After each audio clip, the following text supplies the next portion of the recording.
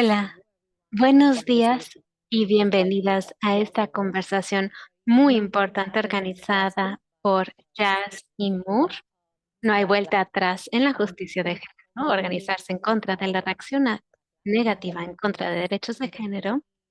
Espero que ya hayan activado su interpretación. El día de hoy contamos con interpretación en español, inglés y bajasa.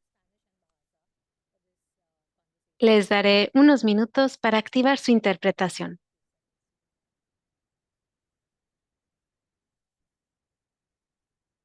Como todas sabemos, los ataques en contra de la justicia de género desde Beijing durante las últimas 3 décadas se han intensificado. También tenemos que reconocer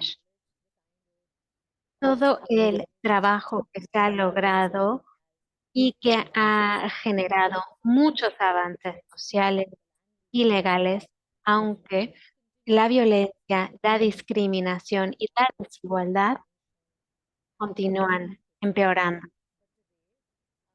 El día de hoy estamos enfrentando una nueva amenaza.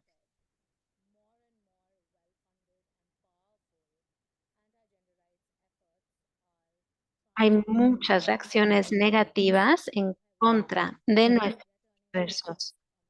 El diálogo de hoy se centrará en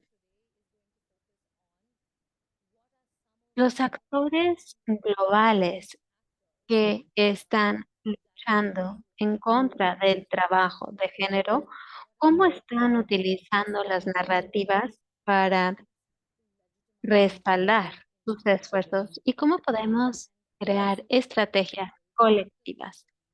El día de hoy nos acompañan fabulosas visitas de diferentes partes del mundo, van a hablar de sus contextos, de sus perspectivas y van a hablar de estos actores, cómo estamos resistiendo. El día de hoy nos acompaña Navita. Ella es y académica que cree en interrumpir las ideologías fundamentalistas en África. Cuenta con más de 13 años de experiencia en el entorno de la política y ha implementado varios proyectos sobre abortos, esterilización forzada, derechos LGBTQ. Su desempeño jurídico incluye el trabajar con la Federación de Abogadas y consultorías con las Naciones Unidas. Umi es una activista dedicada a la organización, la libertad, trabaja con temas de justicia y economía y la reimaginación y cuenta con una larga trayectoria en contextos regionales en el sur de África, Latinoamérica. Umi ha participado en muchos procesos de cambio, empezó en 1985. Sonia, Sonia ha participado en agendas de investigación de derechos humanos desde 1992 hasta 2009. Coordinó el programa de derechos sexuales y también dio seguimiento a las conferencias de Naciones Unidas y en 2006 fue codirectora del Comité de Principios sobre la Aplicación de Derecho Internacional. Hena es investigadora, escritora y ella trabaja con comunidades transgénero desde el 2010. Es una activista, ha trabajado con Women Democratic Front y varios otros grupos y movimientos de la clase obrera y es cofundadora del Sinjuret March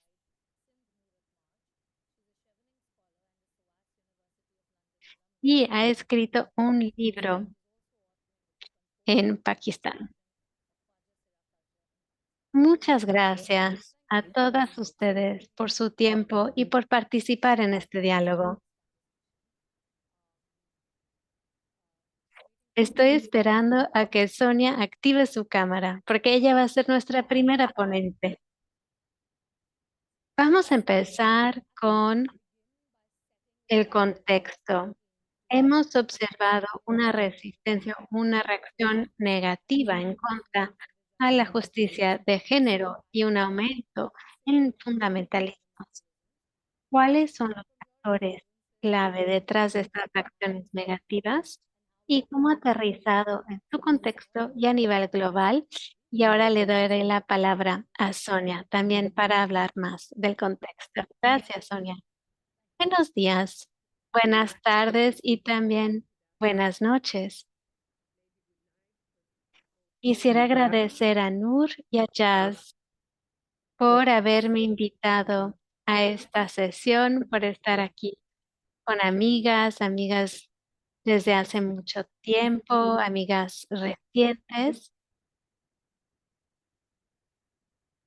Y también esta es una oportunidad para participar en CSW a distancia, porque no tuve la oportunidad de viajar a Nueva York.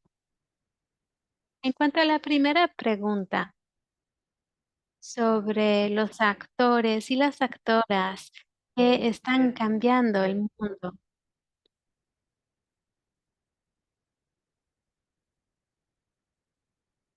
también en cuanto a las amenazas frente a la justicia de género, quisiera decir que la respuesta a la pregunta sobre los actores y otras preguntas que darían este diálogo van a variar dependiendo de nuestra perspectiva sobre el mundo. Por eso es tan importante tener conversaciones como estas para mejor entender la actual coyuntura. Y aunque nuestras perspectivas pueden ser diferentes, mi propia perspectiva es que las fuerzas, los actores y la situación es muy compleja. Y tenemos que preguntar si nuestro marco analítico y el lenguaje que estamos utilizando está capturando adecuadamente nuestra realidad. Eso es lo primero que quiero enfatizar. Como saben, mi perspectiva se centra en Latinoamérica, pero también en Europa. Esas son las regiones que en la última década han sido afectadas por estas oleadas de política antigénero. Si bien es triste, hoy en día vemos que esto ha contribuido a la segunda administración de Trump. Cuando lo vemos desde esta perspectiva, estos cambios complejos a nivel mundial tienen que ver con ataques en contra de la justicia de género, pero es mucho más que eso también. Tiene que ver también con un aumento en los regímenes fascistas y creo que esto lo tenemos que nombrar. También pasó históricamente y el género es algo central. Tiene que ver con las mujeres y con aquellas personas que tienen un género diferente. Y creo que lo que está ocurriendo hoy en día es aún más brutal que lo que atestiguamos en los 60, por ejemplo, o en los 30, cuando hay personas con género diferente en Estados Unidos. Y la destrucción de estos nuevos fascistas genera desigualdad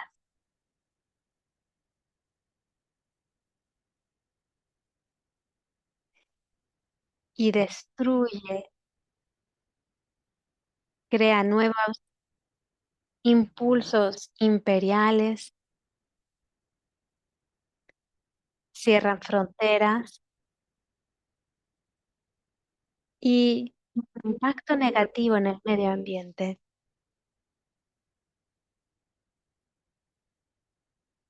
Es importante entender el rol de la justicia de género.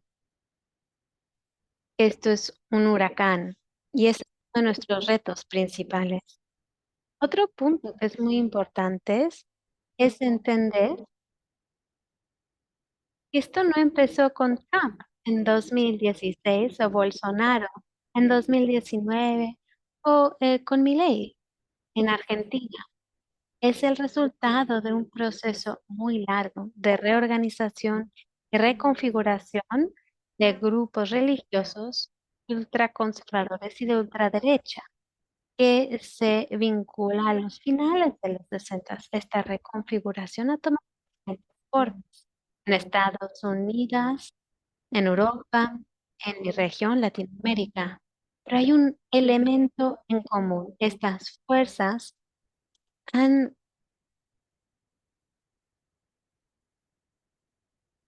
influido mediante sus reacciones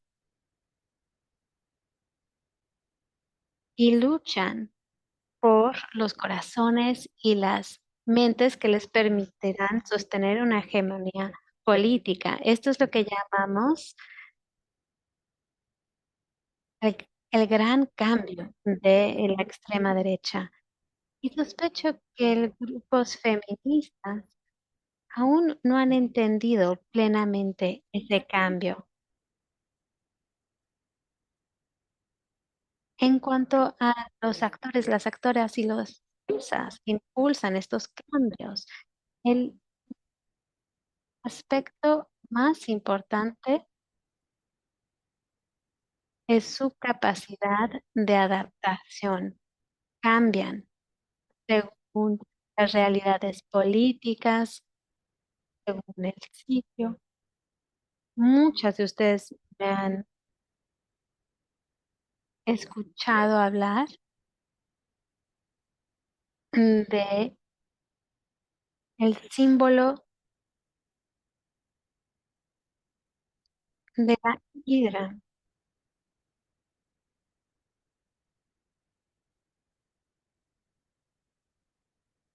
Esto incluye a grupos religiosos que se oponen a la justicia de género. Hay muchos actores y voces también en la izquierda. Y lo que más me preocupa a mí y a otras personas también es que estas ideas también se encuentran en grupos feministas y este es un tema que necesitamos agotar. Es por ello que pienso que para abordar la pregunta de actoras y actores, si bien es importante enumerarlos, analizar sus conexiones, necesitamos pensar en esto como un ecosistema, como una ecología política que es muy compleja y que está cambiando constantemente y utilizar ese marco para entender lo que está ocurriendo, para mejor entender la ecología contradictoria de neofascismo del siglo XX. Y le cedo la palabra a mis colegas. Gracias. Muchísimas gracias, Sonia, por compartir con nosotras el contexto. Le cedo la palabra a Tabitha y luego a Pumi y a Gina. Muchísimas gracias, Tabitha. Sonia ha puesto el listón muy alto. Yo voy a hablar muy despacio y es algo que no suelo hacer. Yo suelo hablar muy rápido, pero nos han recordado que el día de hoy contamos con interpretación y hay personas que nos acompañan cuyo idioma no es el inglés. Así que si hago pausas, eso es para permitir a las intérpretes hacer la traducción. Yo vivo en Kenia. Voy a también hablar del este de África y del continente africano, porque el trabajo que hemos realizado en el Consejo de Investigación y Temas Estratégicos compete no solo a Kenia, sino también a Uganda y también en el este de África y queremos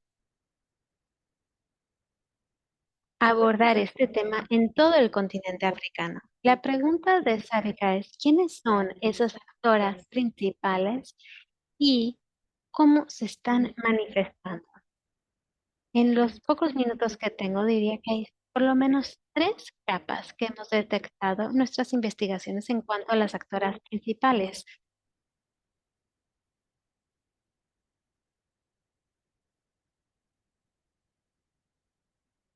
Cuando vemos rostros como el mío, de personas que hablan como yo, de personas que son locales, esa es la primera capa, es la persona que está al frente del movimiento antigénero.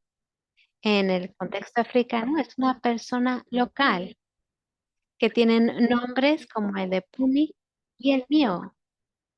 Su tez, el color de su piel es como la mía, incluso más oscura. Y la idea de estas personas es crear la impresión de que este es un movimiento local. Y en este mismo cartel se verán los logos de los patrocinadores y las patrocinadoras de ese evento. Estas son las actoras clave.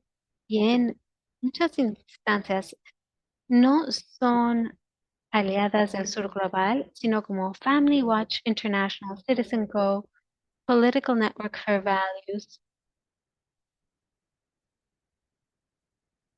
our Alliance Defending Freedom.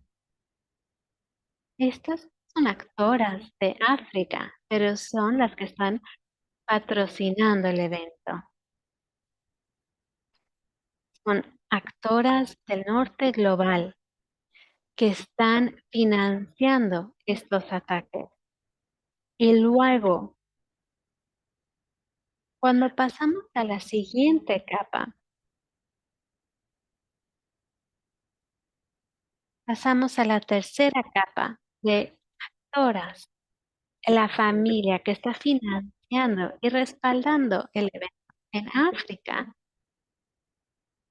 No solo contratan a personas locales, sino también hay desayunos nacionales religiosos en Ghana, Uganda, Kenia. También contamos con clubs y hay grupos de antigénero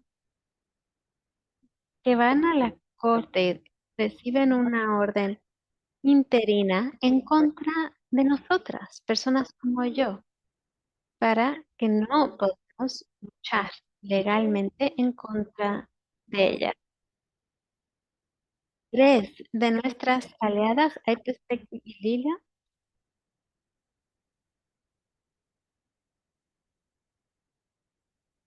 han sido parte de estos casos.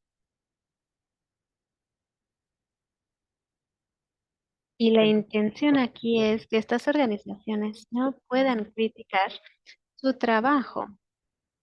Más allá de reclutar a personas locales y organizar desayunos religiosos, también hemos visto un aumento y una intensificación en leyes homofóbicas en el este de África, en Ghana, en Kenia, Uganda, Zambia lo intentó y Malawi también. Hemos visto una intensificación en una plantilla que se adapta con la misma criminalización de la comunidad LGBT. Me voy a detener ahí. Gracias, Abika. Muchas gracias, David. Pasamos ahora con Pumi. Muchas gracias a todas. Dependemos de la investigación que Sonia, Tabitha, Nana realizan, muchas otras personas realizan, porque forma como pensamos en la estrategia de movimientos, pero en lo que concierne esta pregunta, hay dos cosas que podemos hacer. Quiero ir un paso más allá en lo que describió Sonia en cuanto a las complejidades y esta alianza no sagrada que mencionó Tabitha. Para nosotras en África es importante pensar en la caída de las instituciones democráticas y cómo esto ha abierto espacio para este tipo de alianzas, tradicionalismo, culturalismo y posiblemente una manera particular de pensar el nacionalismo. Así que detrás de estas actoras, mucho dinero, una parte es la extracción continua de África y nombrar a África como un continente pobre, porque estos 40 millones que hemos visto en los últimos 3 años de actoras y organizaciones a las que se refiere Tabitha, llegaron al este y al sur de África mediante las iglesias para salvarnos del hambre, pero detrás de eso nos dicen a quién debemos de culpar. Y a menudo son personas, son mujeres que se están portando mal, personas trans que no deben de existir, personas queer y gay que están dañando a la familia, entre comillas.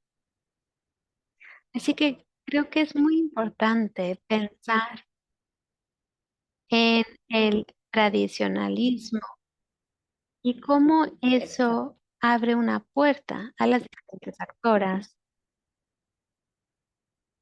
No mencionamos que la violencia entre estas actoras es algo clave, es algo que sostiene esta ideología, por ejemplo, la familia correcta.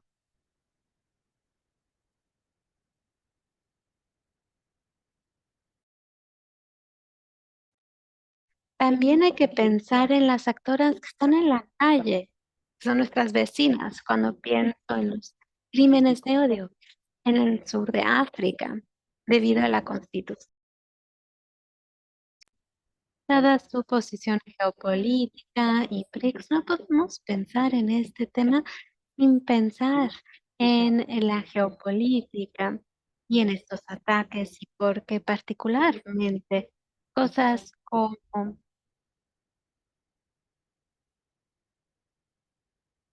congelar cierta financiación no solo tiene que ver porque África es parte de USAID, es parte de un control más amplio de un país como este. Así que sí creo que para nosotras como activistas y feministas queremos entender la complejidad, queremos entender qué se ha ignorando mediante la economía y cómo el financiamiento que apoya a personas a nivel más local, más básico, para sostener el tradicionalismo, el nacionalismo y alimentar a las personas, darles comida, es uno de los puntos más importantes en cuanto a los antiderechos y antigénero. Voy a parar ahí. Muchas gracias, Pumi. Gina.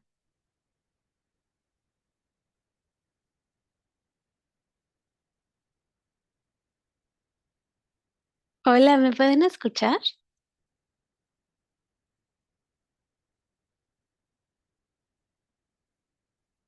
Muchas gracias por todo lo que han compartido las demás ponentes. Gracias por compartir su conocimiento con todas nosotras. Yo hablaré de la situación de Pakistán y seré muy concreta.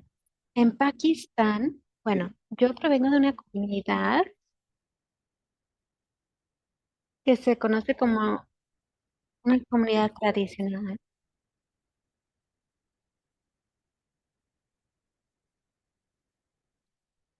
Desde el periodo o más bien durante el periodo de colonialismo, fuimos criminalizadas cuando se aprobó una ley de actos criminales en el siglo XVIII y luego, bueno, voy a hablar de la comunidad de Pakistán, porque yo vengo de Pakistán. Durante 6 décadas, la Corte Suprema, pues es el tiempo que se necesitó para reconocer reconocer nuestro género como un tercer género en Pakistán. Nuestra comunidad empezó a organizarse para demandar nuestros derechos y en 2009 nuestra Corte Suprema nos reconoció como un tercer género en Pakistán y el Estado comenzó a realizar leyes como resultado. Y en 2018 las personas transgénero y sus derechos se aprobaron en el Parlamento. Pero luego, desafortunadamente, atravesamos la pandemia y el confinamiento.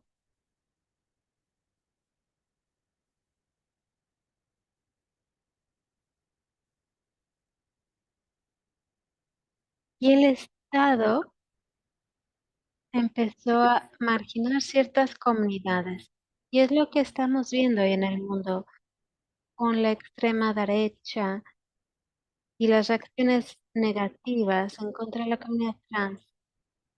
Y la extrema derecha en Pakistán atacó las leyes que protegen nuestros derechos. Y si bien apelamos el caso, los resultados no fueron positivos y varios aspectos de esa legislación, de esa ley, se eliminaron. Y eso puso en peligro los derechos que habíamos conseguido.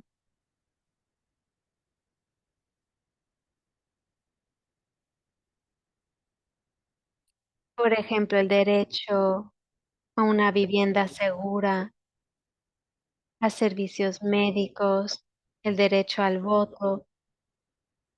Luego apelamos a esa decisión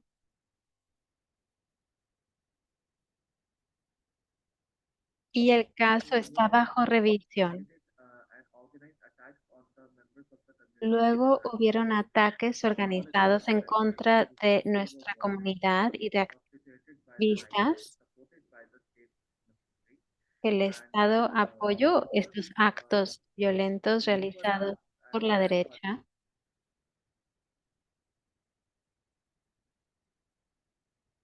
Antes también habían ataques en contra de nuestra comunidad. Había dos tipos de violencia. Por ejemplo, nos atacaban, nos mataban y se decía que era un acto de honor, pero también había violencia entre parejas. Pero debido a la tendencia de transfobia,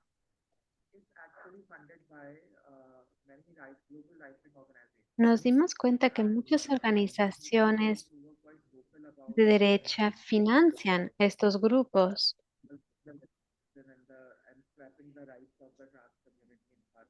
y que han contribuido a eliminar los derechos de nuestra comunidad. Esto también lo vimos en Estados Unidos, en el Reino Unido, y decían que nosotras estábamos implementando una agenda de Estados Unidos Somos una comunidad que existe desde hace muchos años, desde hace siglos.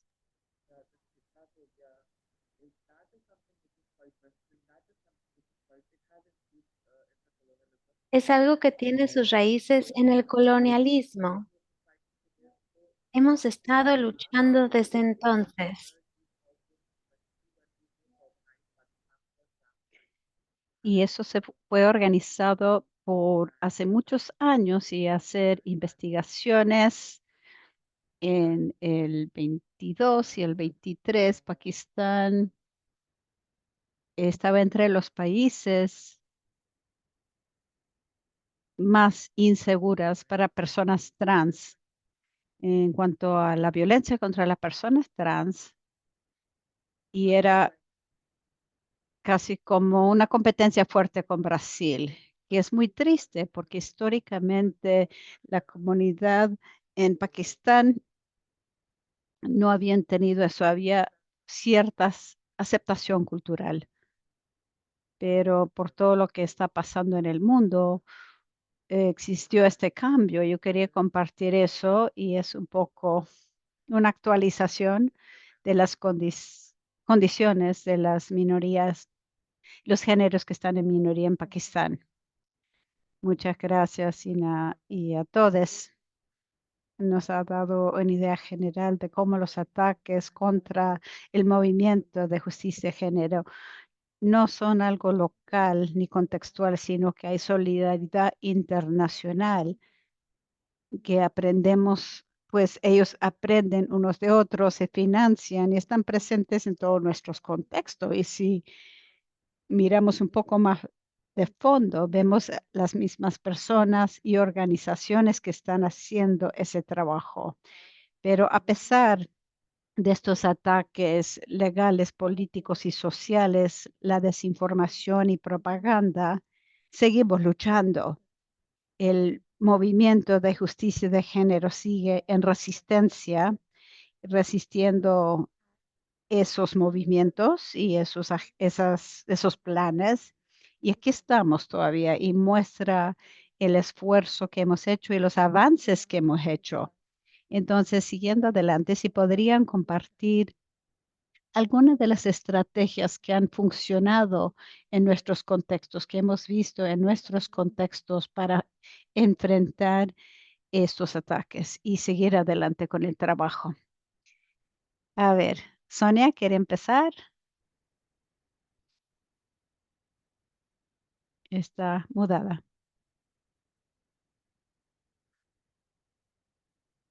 Puedo hacerlo rápido en referencia a la cuestión de narrativas y lenguaje, semántica.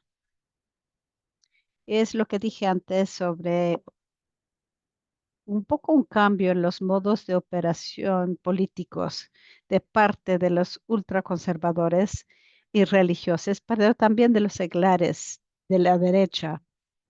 Esta participación en batallas culturales, guerras culturales para hegemonía política, narrativas, idioma, lenguaje.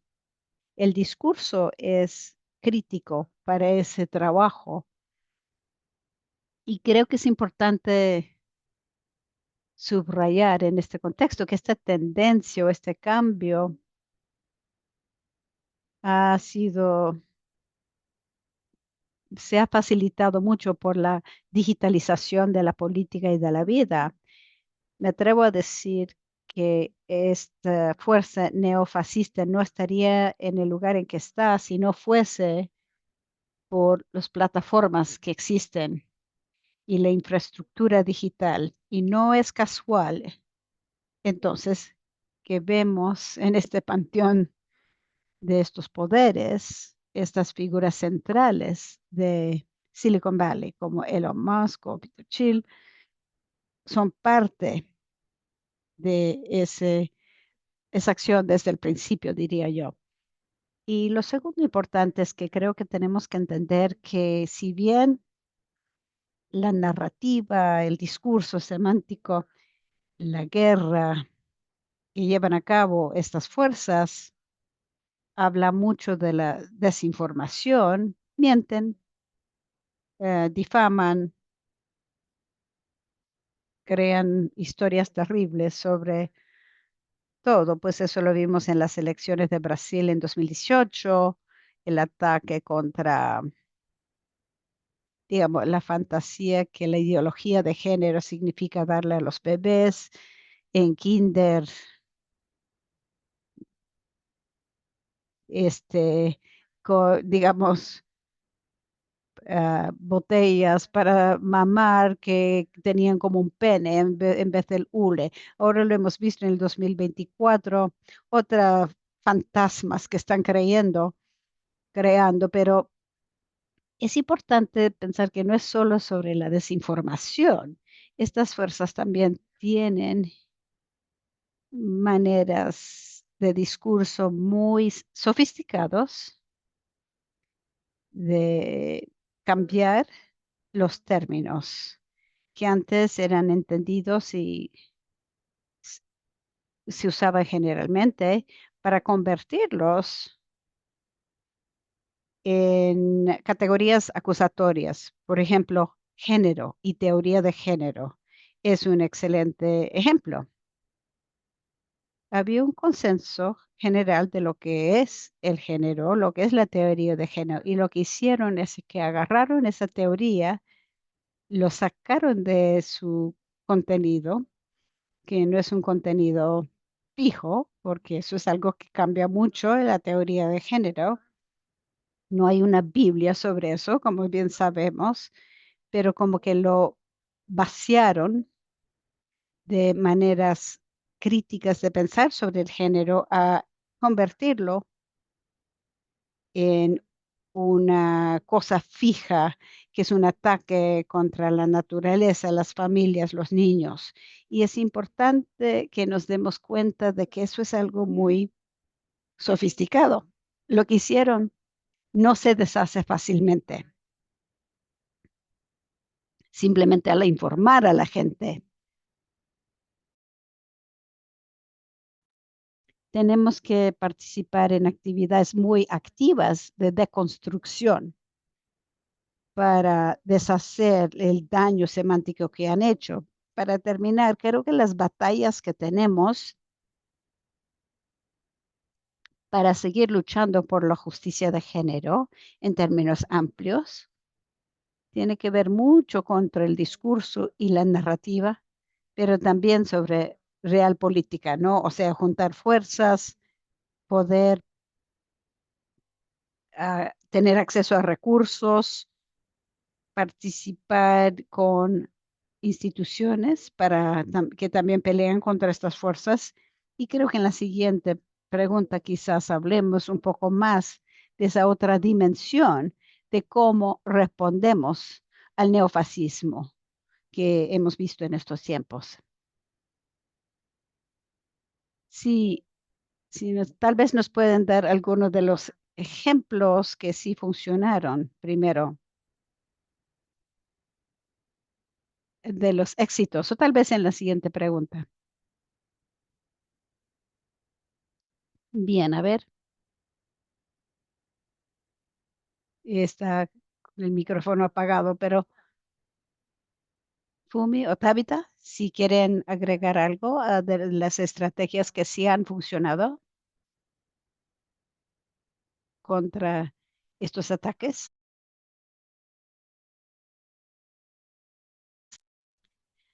Acabo de mandar un enlace a una petición que presentamos hace año y medio que estábamos muy frustradas como feministas en el África del Este, porque un mes después de una visita pasó la prueba, digamos, la ley antifóbica, porque pues eh, Shahan Seye ha estado, es muy reconocida, ha trabajado aquí desde en el trabajo el trabajo homofóbico hace mucho tiempo. Entonces, estudiamos un poco su esposo y él trabaja en Intel y Intel tenía un proceso y una política de inclusión muy fuerte. Entonces, fuimos a change.org y empezamos a, pues, denunciar el esposo de ella, de Sharon Slater, porque queremos pelear contra la homofobia en África y podemos decir que inmediatamente, porque sí monitoreamos los chats donde están estos grupos homofóbicos, y inmediatamente el Guardian, pues reflejó esta petición y otros, incluyendo Natural World, y vimos a Sharon Slater retrocedió y empezó, eh, puso unas preguntas a decir que yo no estaba involucrada en Uganda, yo no tuve nada que ver. Así que la estrategia principal para nosotros es que hay que tener la fuerza y la valentía pues, hacer llamados a esta gente públicamente. Y hemos tenido oportunidades en que hemos hablado en espacios incluyendo All Out como una petición que enfrenta lo que hace la gente. Eso ha sido una estrategia que ha funcionado para nosotros. La otra es cambiar sus narrativas. Ellos dicen que son pro vida y hace 2 años nosotros hemos apoyado mucho por todas vidas, que no es solo una vida, sino que ah, estamos marchando por los niños que no han nacido, por los niños. ¿Y qué tal las trabajadoras del sexo que han sido asesinados, las mujeres que han muerto por femicidio? ¿Qué tal los niños muertos en las protestas en Kenia el año pasado? ¿Por qué no están marchando por ellos? Así que nosotros hace 2 años estamos apoyado y pues cambiado la narrativa de ellos que están marchando por las vidas, y hemos tenido nuestros propios espacios que decimos que estamos marchando por todas las vidas, y lo estamos usando para decir que estamos marchando por las trabajadores de sexo asesinados, por las muertas del femicidio, por las muertas de abortos inseguros, y pues transformar y agarrar sus narrativas. Y hablar de pasos siguientes es el uso también de los tribunales, no solo en Kenia, sino que en Estados Unidos. Ahora Estados Unidos ha comprobado que pues los tribunales son los únicos, los últimos que tienen la cuerda, digamos, que están manteniendo esa fuerza. Y tenemos que nosotros presentar peticiones ante los tribunales. Ellos no pueden iniciar las acciones. Nosotros tenemos que tomar los actos y decir, voy a recusar esta orden del presidente Trump, por ejemplo, sobre USAID. Entonces toma mucho tiempo, pero hemos visto que los tribunales muchísimas veces pues han hecho cosas. Por ejemplo, reconocido el Centro de Derechos Reproductivos. Puede ser que sea un proceso largo, pero sí hemos tenido respuestas y fallos positivos. Por ejemplo, lo que están diciendo contra el congelamiento de fondos de USAID es una muestra que es un espacio que tenemos que usar y aprovechar bien. Gracias, Avika. Muchas gracias, Tabitha. Fumi, no sé si quieres agregar algo. Sí, claro que sí. Un par de cosas de lo que dijeron Sonia y Tabitha. Y nos recuerda que es importante, está sucediendo en el contexto de CCW, es incorporar pues los avances que han habido en todas estas décadas de Naciones Unidas, desde el Cairo, de la Conferencia Mundial contra el Racismo. Hay algunas batallas que hay que hacerlas en relación con cómo se está reconformando las Naciones Unidas y el poder ahí. Lo segundo, como mencionó Tabitha, es claro lo de cuestiones, espacios nacionales y regionales y subregionales, sea la Unión Africana, la Comisión Africana, por los pueblos y derechos humanos, y también los marcos nacionales, parlamentos, tribunales nacionales. Creo que para nosotros una estrategia importante ha sido, y en Jazz, hablar de cómo funciona el poder, y gran parte de qué es lo que entendemos como el poder visible, donde reconocemos la importancia para defender los derechos, es que tenemos también que tener estrategias en cuanto a cambiar los corazones y mentes, que es la estrategia más difícil para nosotros. Y creo que por un lado la izquierda se está madurando en cuanto a que las feministas están participando en lo complejo de entender cómo las economías pueden afectar los ideales feministas en este contexto. Y creo que la idea de cómo la gente está sintiendo los ataques que estamos vendiendo, pero están siguiendo, afirmando su derecho a existir, su derecho a ser, es tan importante como estrategia en términos de enfrentar estos ataques. Para nosotras, las cosas más importantes han sido en pensar en lo que es la seguridad, no solo en el espacio digital, sino que también en cómo uno vive en comunidades, las estrategias relacionadas con sobrevivencia. Es en términos de las organizaciones LGBTQI, pues las organizaciones de trabajadores sociales están pensando en cómo sobrevivir y también cómo defender y seguir adelante. Yo sí creo que en este momento en que estamos viendo esta geopolítica, no solo sobre quién está en el poder, sino que vemos que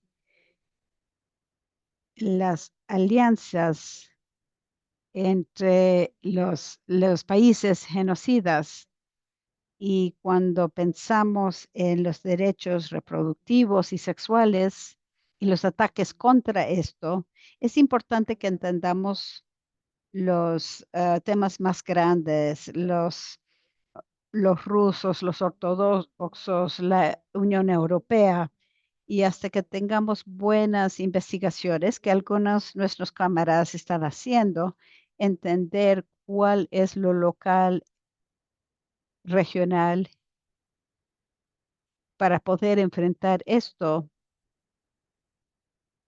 Esto es la única manera que podemos reconocer que no se requiere de un par de personas. Es realmente un repensar de qué es lo que son las políticas progresistas en este momento, qué son las teologías progresistas. No es simplemente cierto tipo de musulmán que responde a lo que dice nuestro imán, no es el tipo de evangelista, pero cuáles son las voces de los teólogos y las teólogas progresistas para recusar esas creencias, para que no se eliminen nuestras vidas y nuestras existencias.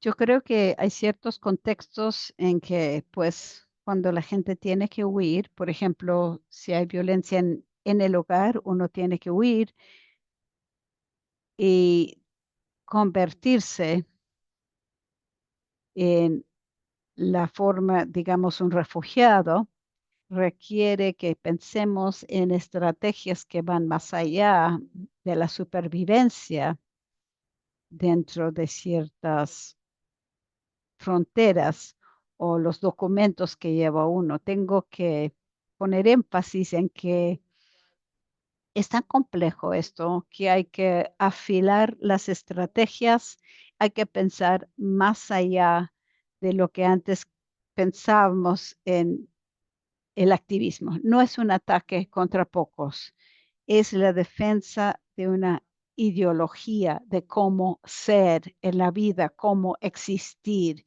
Y si uno no es parte de esa definición, se considera que no debe existir.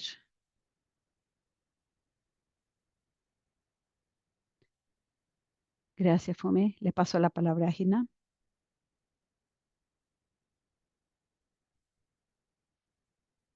Vaya,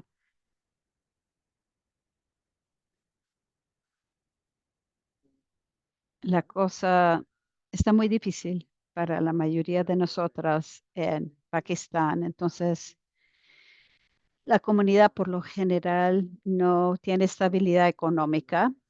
Entonces, vivimos a los márgenes, eh, bajo el nivel de pobreza en Pakistán y también enfrentamos muchísima violencia. Entonces, lo que empezamos a hacer, y bueno, también tenemos tres fuentes de ingresos. Uno es pedir en la calle, hacer funciones o bailes, presentaciones, y el tercero es trabajo sexual. Entonces, esos son los ingresos principales, que son de otra manera considerados como no formas respetables de ingresos en Pakistán y en la sociedad nuestra. Y tampoco son muy seguros como formas de ingresos. Entonces, lo que pasó con el gobierno pakistaní es que empezaron a tener un problema y la gente de la comunidad empezó a decidir exigir derechos más amplios de ciudadanía, incluyendo el derecho a la educación y el trabajo. Este, y eso fue algo que dentro de la sociedad pakistaní fue difícil porque la aceptación que mencioné antes estaba bien, o sea, nos aceptaban que durmiéramos con ellos o pidiéramos limosnas. Entonces, pero no en las oficinas ni en las universidades. Nos vieron en ese sentido como una amenaza. Y una vez que eso sucedió, eh, pues había mucha propaganda de parte del Estado y vimos que asesinaban a la gente de nuestra comunidad. Pero lo que hicimos fue algo que antes no se podía imaginar, porque yo personalmente no pensé al principio que fuera posible para nosotras, pero la ventaja era que es una comunidad organizada en Surasia. Somos una comunidad organizada. Entonces, en India, Pakistán y Bangladesh tenemos un sistema bastante organizado. Entonces, estamos también organizados políticamente. Entonces, nos comunicamos con otros miembros de la comunidad en diferentes ciudades en Pakistán y empezamos a salir a la calle.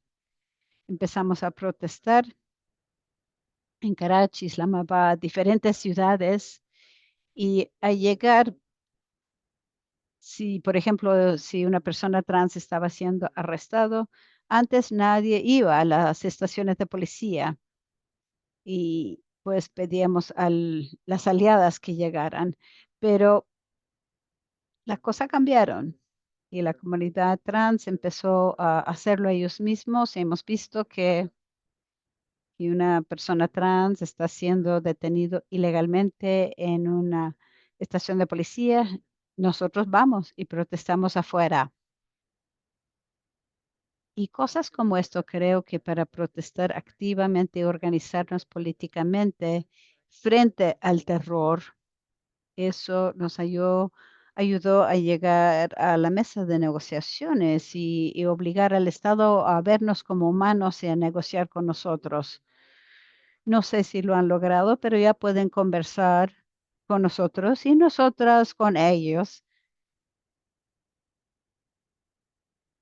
Y pues en medio de todo eso existía las políticas del sector VIH que fue muy dominado por donantes occidentales. Si uno trabaja en prevención de VIH en Pakistán, el dinero viene del occidente. Entonces, hace un par de años, la gente en Nueva York decidieron que necesitan recortar el financiamiento y se cerró todos los servicios en Pakistán y la gente empezó a morir. Entonces nos dimos cuenta que teníamos que hablarlo con nuestro gobierno y los empujamos, le dijimos al gobierno que tenía que haber prevención y pruebas contra VIH, y entonces depender de nosotros mismos y cómo pueden apoyarnos y dar estos servicios. Y creo que durante estos 3 años logramos crear sistemas alternativas, eh, y estos recortes últimos del Estados Unidos vimos que se cerró una clínica en India, pero en Pakistán no ocurrió porque creamos sistemas paralelas para poder sobrevivir y así hemos estado peleando en estos momentos. Muchas gracias. Gracias. Creo que hemos visto algunas de las estrategias que hemos estado usando, sean legales, con apoyo, de levantar la voz y hacer el trabajo también de cambiar mentes y corazones, como dijo Fume. Y creo que ahora que enfrentamos retos todavía mayores, desafíos nuevos, hemos tenido éxito de cierta manera. Siguiendo adelante, ¿qué maneras creemos que podemos fortalecer la solidaridad cruzando fronteras para defender los derechos de género? ¿Y cómo seguimos adelante y qué es lo que queda por delante? Así que, ¿quién quiere ir primero? Sonia, le sigo llamando de primero, perdón. Sí, puedo. Quiero hablar de esto, pero en la conversación, pues me acordé de decir algo que salté antes sobre la trayectoria a largo plazo de los procesos que estamos enfrentando hoy, porque mencionamos de CSW que hablan de los 30 años de la conferencia de Beijing. Y creo que vale recordar que el primer ataque contra el género ocurrió hace 30 años en la sesión de CSW, que fue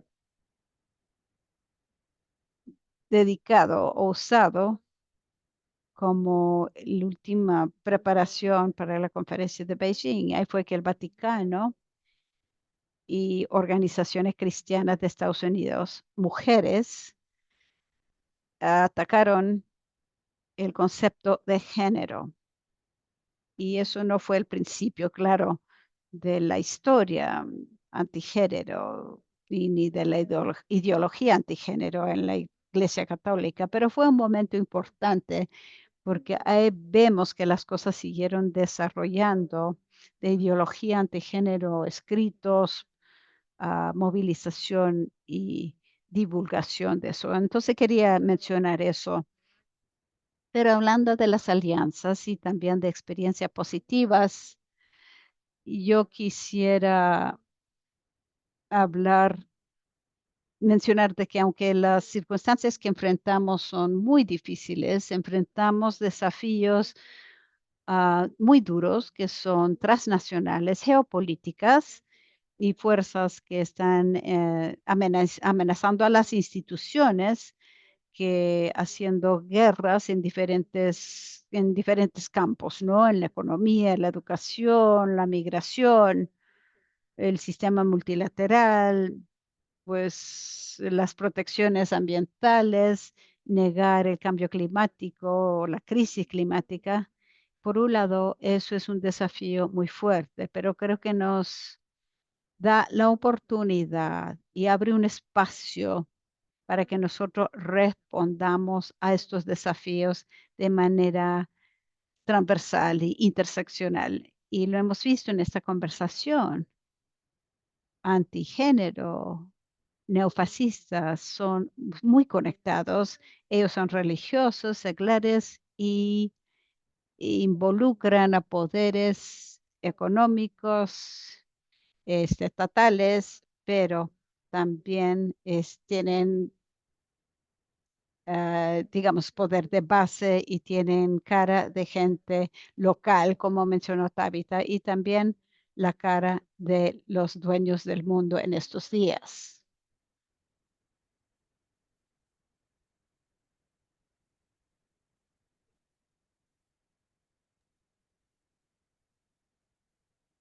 Eso abre el camino para poder colaborar con otras personas y conjuntamente responder a estas amenazas y estas olas de destrucción, porque lo que Trump está haciendo, lo que Milei está haciendo, es destrucción. Y les quisiera compartir un ejemplo que quizás han escuchado de lo que ocurrió en Argentina a principios de febrero. El movimiento LGBTQ más en Argentina se organizó en febrero para responder a los ataques de Milei y lo que dijo en la reunión de Davos en Suiza. Él pronunció un discurso muy agresivo en contra del género, feminismo y la ideología woke. Y el movimiento LGBTQ en Argentina organizó una manifestación enorme. Lo que es impresionante es que muchos otros grupos se unieron a la manifestación.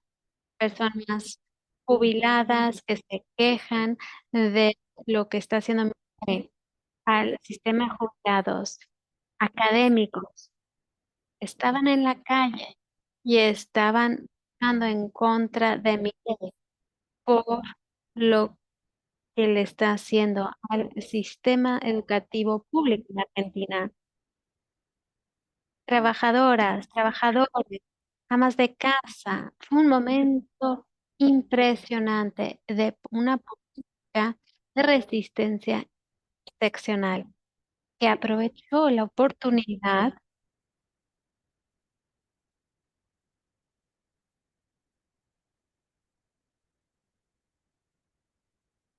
que aprovechó la oportunidad en un contexto de destrucción para poder entablar un diálogo y hacer política conjuntamente con otros grupos, movimientos y sectores de la sociedad con los que no hemos podido colaborar tan estrechamente en las últimas décadas. Así que creo que este es un ejemplo muy importante de cómo podemos construir no solo solidaridad, sino también una política de resistencia audaz a las fuerzas que estamos enfrentando. Y necesitamos organizarnos transnacionalmente.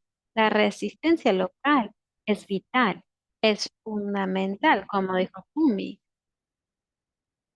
Las formas en las que las personas están resistiendo sobre el terreno es crucial. Es, por ejemplo, cuando pensamos en personas trans en Estados Unidos, personas LGBTQ en Argentina, mujeres que quieren tener acceso al aborto en países como Brasil.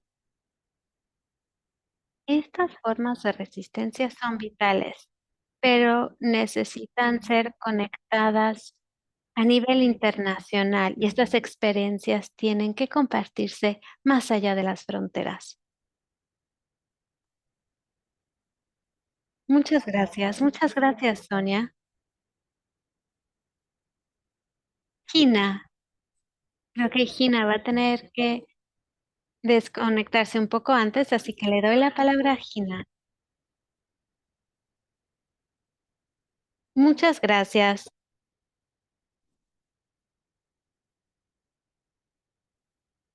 En cuanto a las comunidades trans e intersex en Pakistán, lo que nos ayudó en la lucha en pro de derechos civiles y de ciudadanía. Lo que nos ayudó fue construir solidaridad entre comunidades marginadas. Por ejemplo, en el contexto de Pakistán hay comunidades religiosas que han sido marginadas, la comunidad hindú, la comunidad cristiana, son minorías religiosas marginadas.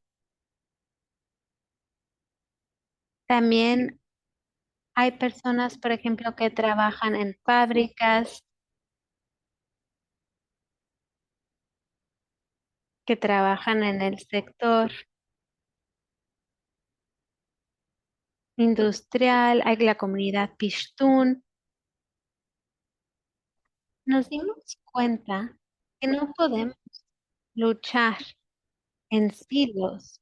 Necesitamos crear solidaridad entre estas comunidades. Necesitamos crear puentes y ser un frente común para poder tener más poder. Y necesitamos crear un frente unido. Y eso lo hicimos en Karachi. Y así pudimos resistir. Había personas que estaban dispuestas a escucharnos, a entender nuestra experiencia. Y lo que nos ayudó internacionalmente es que también pedimos ayuda a activistas en la India y fueron un gran apoyo en cuanto a la solidaridad. La cultura en India es muy similar y,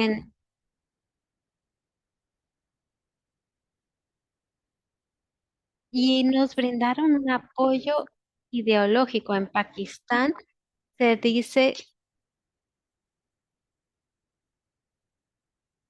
estaban utilizando la religión en contra de nosotras, así que nos ayudó a fomentar la solidaridad entre comunidades, incluso con comunidades afuera de Pakistán. Y también estuvimos en contacto con varios grupos activistas del norte global y les dimos las gracias. Las personas que están en el norte global, si están incidiendo activamente, es muy importante y les pedimos que no hablen en nuestro nombre.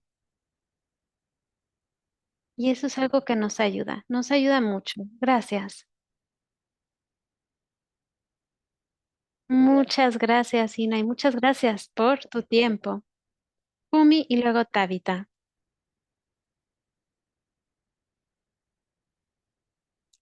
Piensa en cómo tenemos que recordar la historia, ya sean las dictaduras,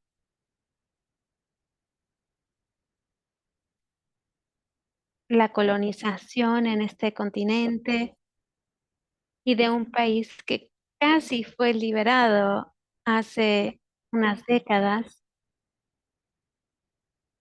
Hay tanto que se ha organizado y son lecciones muy importantes, aunque se manifieste de manera diferente, hay mucho que podemos aprender de ese momento. Y por eso también es hermoso escuchar el ejemplo de la marcha en Argentina, porque habla de cómo las luchas aisladas no nos van a liberar de este momento. Necesitamos pensar e ir más allá y pensar en cómo las amas de casa son afectadas y cómo el movimiento laboral también se ve afectado. Por eso tenemos que aprender. También pienso en la solidaridad. y en el internacionalismo. Siempre hemos sabido que hay un sur en el norte y hemos desafiado a nuestras personas en el norte y que no nos vean de una manera excepcionalista. Y este es un momento en el cual las personas en Sudáfrica se dan cuenta que no son excepcionales y que también en Estados Unidos se dan cuenta que no son únicas. Tenemos que encontrar una manera de entender esta ola de violencia y la lucha del capitalismo para reconfigurarse y la supremacía blanca y que nos podamos encontrar mediante solidaridad internacional.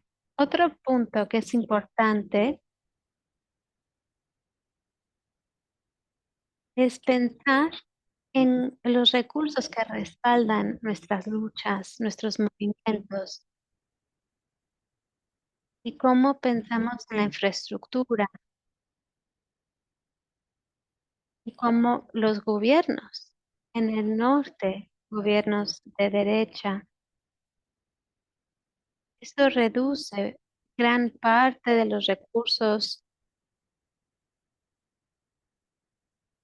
que nos han respaldado. Yo he luchado durante muchos años en contra del apartheid y tenemos que pensar en cómo vamos a financiar y respaldar nuestras luchas y quiénes van a ser nuestras aliadas. Va a ser un proceso de larga duración y tenemos que pensar en maneras de avanzar poco a poco y sostener esos logros, porque el momento que logremos algo, eso se va a atacar. Y lo último que diré es sobre cómo la investigación y la construcción feminista en movimientos es fundamental.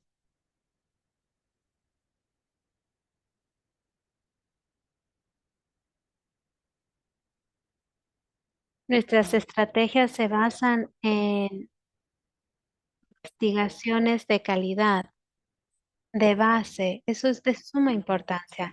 El trabajo que hacen Nur, Tabitha, Sonia y todas ustedes es importante para el trabajo que nosotras hacemos para fortalecer las estrategias de los movimientos.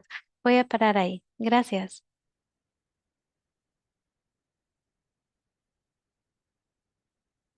Voy a yo ahora tomar la palabra. Muchas gracias por esos consejos. Me encanta la idea de dejar de pensar en mi techo, mi comida, mi prioridad. ¿Cómo podemos alentar y animar la solidaridad?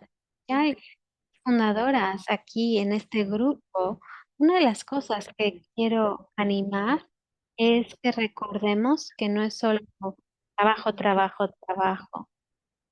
Que hay momentos donde podemos financiar o más bien respaldar la alegría y la felicidad. Esto es muy importante hacerlo porque también tenemos muchos momentos de tristeza. No queremos solo desmantelar la investigación y indagar en la investigación. Estoy animando a las en este grupo para decir que vamos a necesitar espacios para crear un ecosistema de alegría, para recordarnos que incluso en el mundo de Trump y de Elon Musk aún tenemos espacio para bailar y disfrutar, celebrar. Es parte de la resistencia.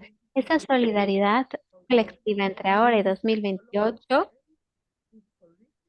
o hasta que termine este terrible espacio, es importante buscar y encontrar momentos para reconectar, sin una agenda, sin un programa de una conferencia de 3 días. Espacios en que podemos simplemente estar juntos y bailar, en cómo crear esa solidaridad. El segundo es el uso de tecnología. Creo que se nos ha olvidado también que en un espacio donde no tenemos dinero, porque no hay fondos de USAID, la tecnología y momentos como esto, podemos usar la tecnología para juntarnos, para coordinar, para unirnos y tener momentos de intercambio, porque todo lo que dijimos aquí de Kenia, África del Sur, América Latina, cuando compartimos así y estamos conectadas, la hidra es una sola cara. Estamos viendo que hay un reconocimiento que incluso la solución tiene que venir de ese esfuerzo coordinado. Hay que cortar este brazo del hidra. Y el uso de la tecnología es una posibilidad para que nosotras continuamos con solidaridad, aunque tengamos fondos limitados. Así que quería nomás agregar eso a lo que dijeron las demás.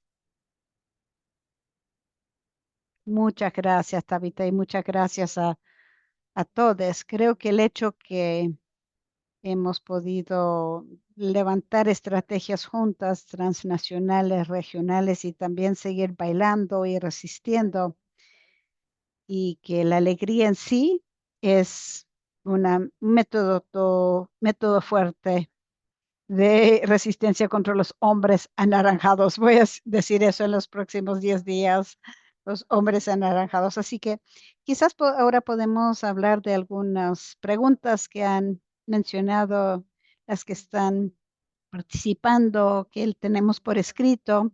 La primera pregunta es, ¿cómo pueden asegurar que su seguridad y protección es asegurada cuando enfrentan estos fascistas de la derecha extrema? La que quiera contestar.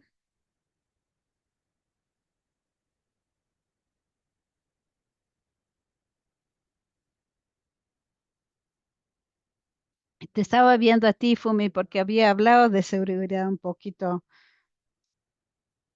Mm, Te lo paso a ti, Fumi.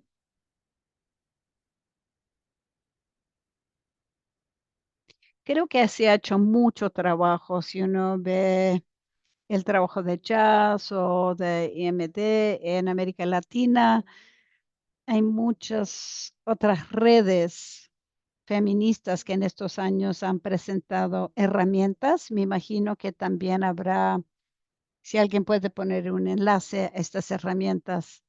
Claro, la verdad es que no podemos garantizar nuestra seguridad porque trabajamos en temas que nos hacen inseguras y eso lo reconocemos. En Jazz trabajamos en temas que no son bienvenidos, esta maquinaria fuerte en nuestra contra.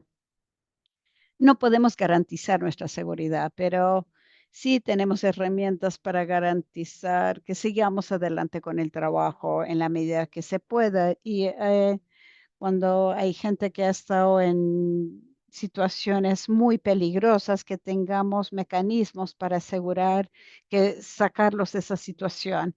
En el peor de los casos, sabemos que la gente es asesinada y eso lo sabemos. Es una pregunta compleja, mas sin embargo, espero que la infraestructura organizativa pueda ayudar y tomarlo en cuenta. Claro, no va a ser igual para todas las organizaciones. Uno tiene que pensar en cómo funciona la organización, qué es lo que hacen para ser seguras y que cómo enfrentan ese problema. Es muy complejo. Yo creo que hay muchos en esta llamada que tienen herramientas disponibles, se pueden comunicar con nosotros para quizás acompañar a las organizaciones o recomendar organizaciones que trabajan en sus contextos para pensar un poco en la seguridad. Y para finalizar, algunas no son cosas complicadas. No hay que comprar algo para ser seguro o contratar a 20 personas que los rodean. No es eso. A veces hay cosas muy básicas que pueden exponernos, cosas que sí podemos hacer uno, dos, tres para ser seguras. Así que con mucho gusto en el chat. Veo que aquí están algunos, le pueden compartir en el chat y a ver cómo le podemos apoyar. La siguiente pregunta es que dice que parece que el impacto del retiro de apoyo de Estados Unidos, creo que la gente dice que yo creo que también es mm, necesario que se retire, que es una herramienta neocolonial imperialista, y nosotros queremos aprovechar para desconectarnos del oeste. ¿Cómo seguimos adelante y descolonizamos la narrativa de estos recursos? Tal vez podemos hablar un poco más de eso con ustedes. No sé si Tabitha o otras.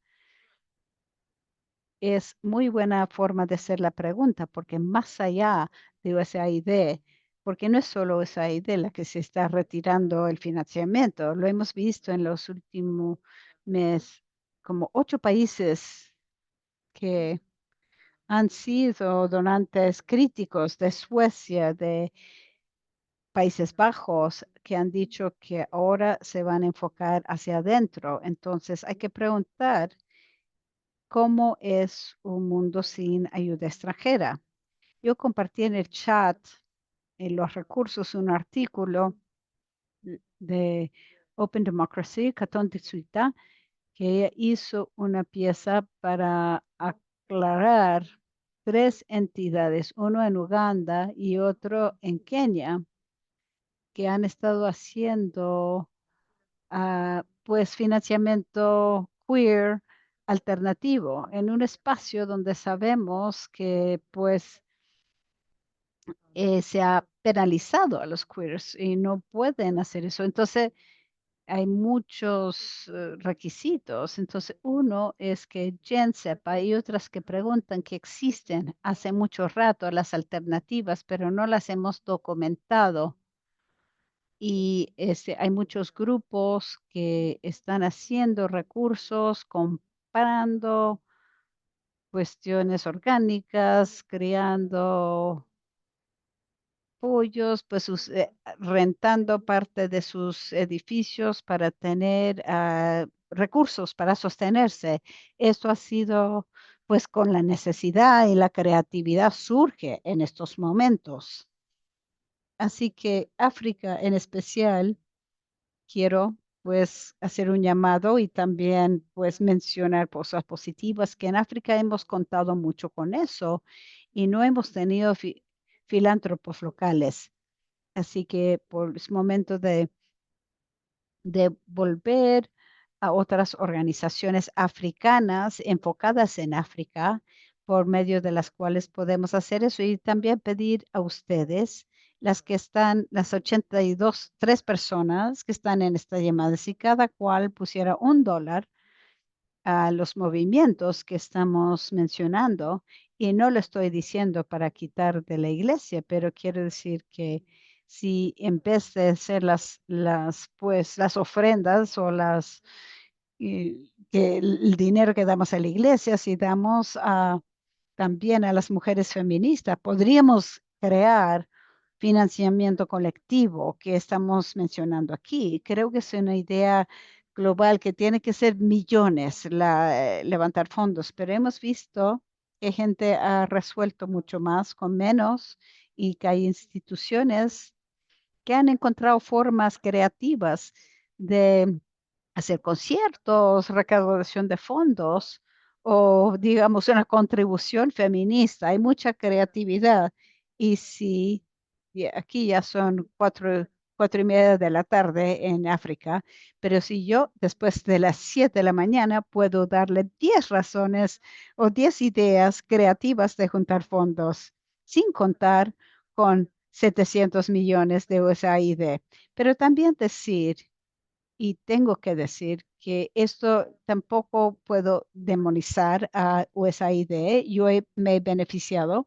Yo trabajé en el pasado contra HIV, derechos queer, vacunas, incluyendo tétano, como mujer que ha tenido 2 niños, gozado de los beneficios de las vacunas que fueron pues proveídos por esa idea. O sea, tampoco quiero decir que tampoco creamos toda la desinformación y contra USAID. Yo he visto que ha sido una herramienta neocolonialista, pero también hay gente que ha encabezado programas que han sido positivos en los departamentos y gobiernos de Estados Unidos hemos visto vacuna, atención materno-infantil, intervención contra el VIH en muchos países. Es que quiero nomás mencionar eso para decir que las que hemos beneficiado de eso. Y también quiero decir que hagamos nuestro trabajo sobre las instancias en que el USAID fue mal usado, pero también en que ha salvado muchas vidas.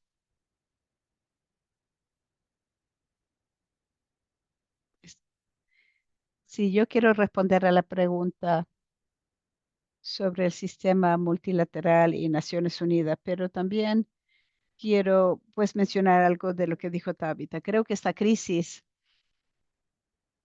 con relación a los recursos y la cooperación nos da una oportunidad para hablar esto más a fondo de lo que hemos hecho en los últimos años. Entonces hago un llamado a Jazz que quizás organice un debate sobre este tema específico. Pero quiero insistir en lo que dijo Tabitha, que es fundamental para nosotros poder desconectar el lado imperialista, que es real, de, de lo colaborativo, de la dimensión colaborativa del apoyo internacional, que es multilateral. No queremos que se destruya el multilateralismo como está sucediendo actualmente por las mismas fuerzas que están atacando trabajo de género, también están atacando multilateralismo, pero al atacar la dinámica imperialista del apoyo internacional y específicamente de USAID, no podemos perder de vista la, los destrozos reales que está causando la muerte de USAID. En Mozambique, por ejemplo, que está pasando por una tremenda crisis política y a la vez el 80% de su sistema de salud contaba con dinero de USAID. Y solo me puedo imaginar lo que está sucediendo en malaria, en salud materno-infantil, emergencia, VIH, SIDA. Entonces sí, hay que criticar lo imperialista, pero tampoco perder de vista la tragedia que esto puede implicar y no abandonar la idea de que la colaboración internacional tiene aspectos positivos. En cuanto a las Naciones Unidas, y esto viene de mi amiga Rada, veo su mensaje, gracias Rada, creo que de la misma manera, con relación a Naciones Unidas, habíamos cuestionado, que no hay soluciones fáciles, no es uno o lo otro, porque las Naciones Unidas, en mi punto de vista, ha tardado demasiado tiempo en darse cuenta de lo que está pasando en las políticas antigénero. Recordemos que la primera respuesta institucional a nivel de Naciones Unidas fue Víctor Madrigal y su informe sobre fuerzas en el 2021. La oleada antigénero estaba ya llegando a su nivel máximo de maduración, pues ya casi fue electo Milei en ese momento en Argentina. Así que las Naciones Unidas tienen una respuesta tardía en responder y esto pues requiere otra vez, tenemos que llamar al sistema para responder de manera más consistente y más con más celeridad, porque el sistema, claro, está bajo ataque fuerte. ¿Y cómo hacemos eso de manera que no está quitando más digamos, a los que quieren tener un sistema multilateral y quieren destruirlo?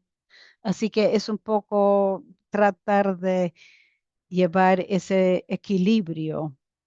Es difícil hacer eso, pues es muy complejo en este caso. Gracias.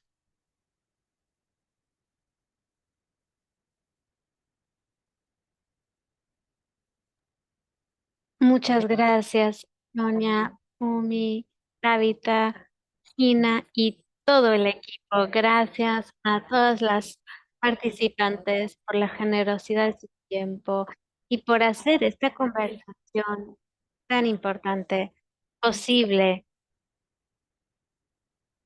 Y habrá más oportunidades para continuar conversando. Hemos recibido muchísimas ideas, experiencias y estrategias. Y este es un momento para tener esperanza. Y quiero compartir algo antes de cerrar. Es parte de un poema. Cuando nos sostenemos, nos levantamos. Tus manos, tu voz, tu amor, tu amistad. Caminamos hombro a hombro, no como sombras, sino como manos unidas, unidas por nuestras promesas en el saber que ninguna será libre hasta que todas seamos libres. Esto es no solo una lucha, sino es un amor. Son nuestros sueños. No estamos solas y juntas nos levantamos y reconstruimos el mundo cuando nos sostenemos.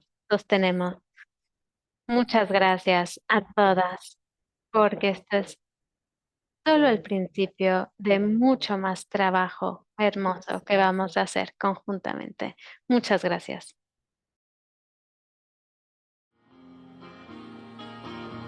Cause finally the tables are starting to turn.